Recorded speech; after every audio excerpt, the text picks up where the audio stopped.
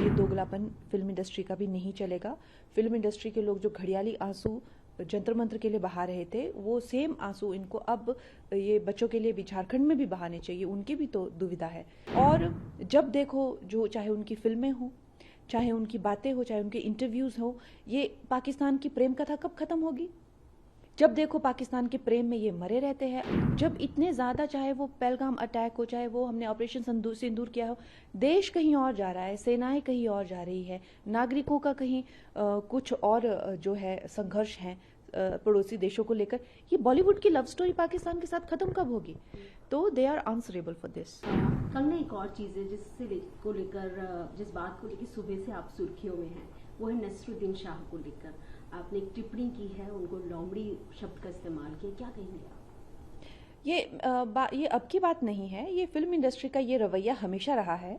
आपने देखा है कि जंतर मंतर पर, जो पार्लियामेंट पर जो ये अटैक हो रहा था, जब मेरे कितने पार्लियामेंटेरियन फ्रेंड हैं जिनकी गाड़ियों पे लोग चढ़ गए थे, उनके शीशे जो है तोड़ दिए थे। आप सब जानते हैं, ये किसी से छुपा नहीं है। मेरे घर के बाहर जो है गेट तक लोग चढ़ गए थे। कम से कम नहीं तो यहाँ पे 2,500 लोग मेरे गेट के बाहर था। और यहाँ पे इतनी पुलिस फोर्स बुलानी पड़ी कि रात को तो हम सो नहीं पाए। तो इस तरह की जो स्थिति जब बनी हुई थी, तो ये सब जो है वो घड़ियाली आंसू रो रहे थे। लेकिन अब जब झारखंड में इस तरह का बच्चों पे जो है जुल्म हो रहे हैं, तो क्या वो जेंजी नहीं है? जो देश के खिलाफ जो हो जाए, या जो प्रधानमंत्री जी को गालियां दे, प्रधानमंत्री जी के घर तक ये पहुंच गए, और वहां पर इन लोगों ने जो है क्या करने की इनकी नीयत थी। तो जो देश को गाली दे, जो प्रधानमंत्री जी को गाली दे, जो इस देश के टुकड़े करने का, क्या वही जेंजी है? और कोई जेंजी नहीं है। हम खुद युवा हैं, हम खुद नारी हैं, हमें जो है युवा विरोधी बना दिया है। हम क्यों युवा विरोधी बनेंगे? हम तो खुद युवा है, खुद वर्किंग वुमेन है, खुद करियर वुमेन है, खुद एक ऐसे छोटे मुकाम से उठकर ऊपर आए हैं। हम क्यों बने? हमें हमें बना दिया है युवा विरोधी। ऐसा नहीं होता है। ये दोगलापन फिल्म इंडस्ट्री का भी नहीं चलेगा। फिल्म इंडस्ट्री के लोग जो घड़ियाली आंसू जंतर मंत्र के लिए बहा रहे थे, वो सेम आंसू इनको अब ये बच्चों के लिए भी झारखंड में भी बहाने चाहिए। उनकी भी तो दुविधा है।